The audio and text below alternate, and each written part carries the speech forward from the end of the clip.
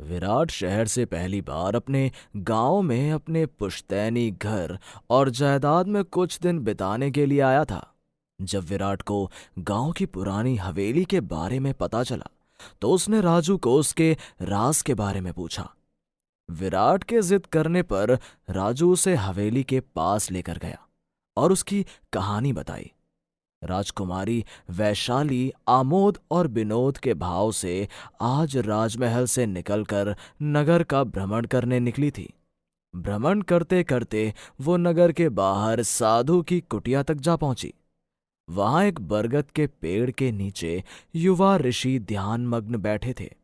राजकुमारी और उसकी सहेलियों को एक मजाक सूझा और वो मिलकर उस सिद्ध पुरुष के साथ अश्लील हरकतें करने लगीं, जिससे उनकी साधना भंग हो गई। साधु को बहुत तेज क्रोध आया और उन्होंने अपने पास रखे कमंडल से पवित्र जल लिया और मंत्र पढ़कर राजकुमारी को शाप दे दिया।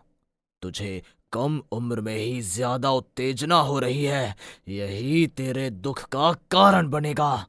तेरा जिससे विवाह होगा वो तेरे साथ संबंध बनाने से पहले ही मृत्यु को प्राप्त हो जाएगा। राजकुमारी वैशाली ने जैसे ही सिद्ध पुरुष के मुंह से शाप सुना, वो उस सिद्ध पुरुष के चरणों में गिर गई और शाप वापस लेने की भीख मांगने लगी, विनती करने लगी। हे सिद्ध पुरुष, मैं नहीं जानती आप कौन हैं। मुझसे बहुत बड़ी भूल हो गई। नादान समझकर मुझ पर दया करो, ये शाप वापस ले लो। बहुत देर तक रोने और विनती करते रहने से साधु को उस पर दया तो आ गई। साधु ने कहा, हे कन्या, अब ये शाप मैं वापस तो नहीं ले सकता, क्योंकि मैंने सभी देवों को साक्षी मानकर शाप दिया है।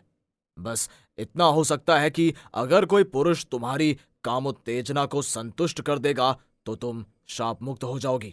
जब तक तुम्हें इस शाप के साथ ही जीना पड़ेगा। फिर राजकुमारी अपने महल में आ गई और कुछ वर्षों के बाद उसकी एक राजकुमार से शादी कर दी गई।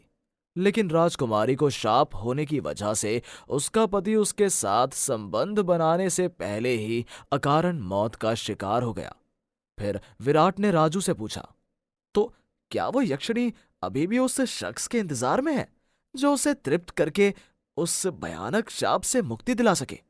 राजू ने लंबी सांस लेते हुए कहा, हाँ, सुना तो ऐसा ही है। गांव का तो कोई भी इंसान इस हवेली के अंदर जाने की जरूरत नहीं करता।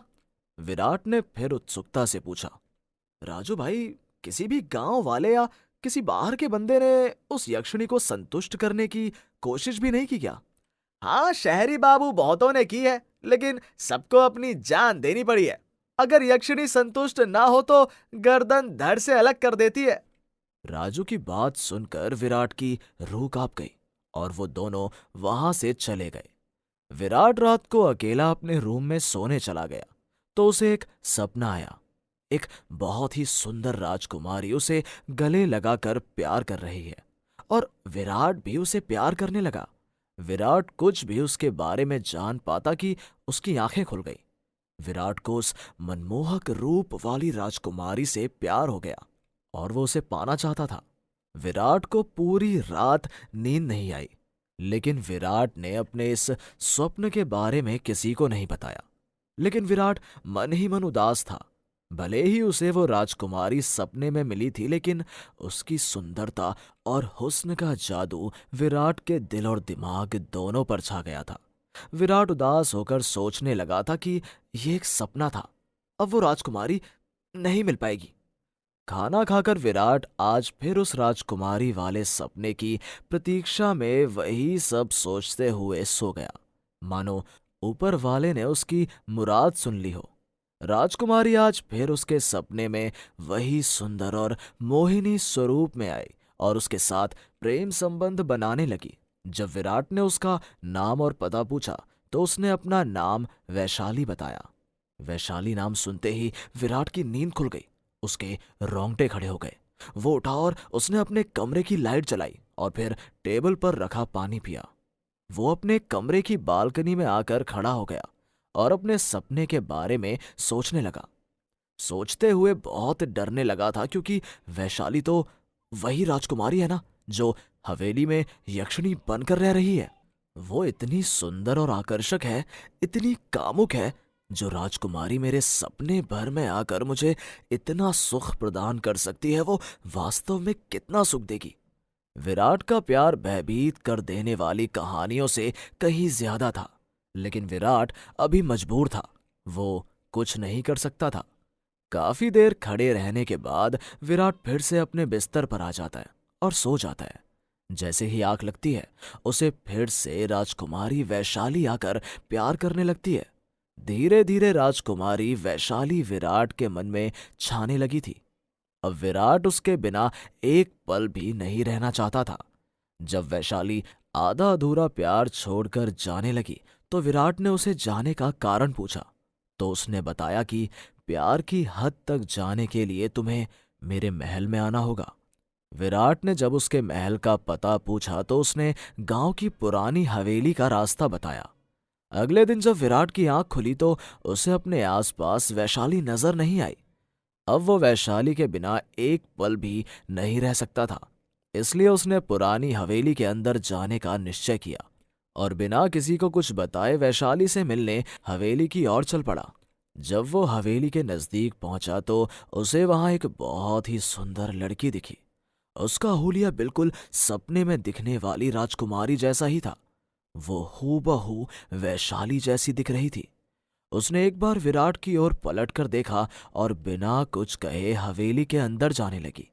विराट भी उसके पीछे उसे आवाज देता हुआ हवेली में प्रवेश कर जाता है।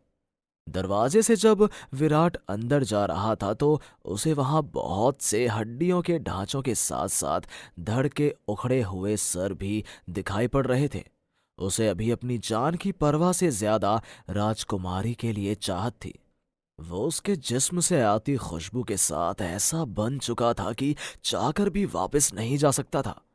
चलते चलते अब वो एक बड़े से कमरे में जा पहुंचा। वो कमरा बहुत ही सुंदर तरीके से सजा हुआ था। ऐसा लग रहा था जैसे आज ही सुगंधित फूलों से सजाया गया हो। उसे आश्चर्य हो रहा था कि सब कुछ पहले से कैसे किया गया है। यक्षिणी ने देर न करते हुए अपना घूंघट उठाते हुए कहा, जल्दी करो, मुझसे इंतजार नहीं होता। और यक्षिणी ने विराट को गले लगा लिया। दोनों प्रेम प्रसंग में डूबने लगे। रति क्रिया संपन्न होने के बाद विराट ने देखा कि उसकी बाहों में वो खूबसूरत हसीन बदन वाली राजकुमारी नहीं, बल्कि एक खौल बदसूरत सी लड़की है और उसके चेहरे पर संतोष के भाव हैं। वो विराट को खुशी खुशी उसके चेहरे की ओर देख रही है, मानो वो उसे लाख लाख धन्यवाद कहना चाह रही हो। अब विराट ने उस लड़की से पूछा, क्या तुम अब शाप से मुक्त हो चुकी हो? हाँ, मैं सर हिलाते हुए वैशाली ने विराट को गले से लगाकर धन्यवाद किया। धन्यवाद विराट, तुमने मुझे 500 बरसों से मिले शाप से मुक्ति दिला दी। और फिर विराट से कहा, क्या तुम अब मुझसे शादी करोगे? विराट के चेहरे पर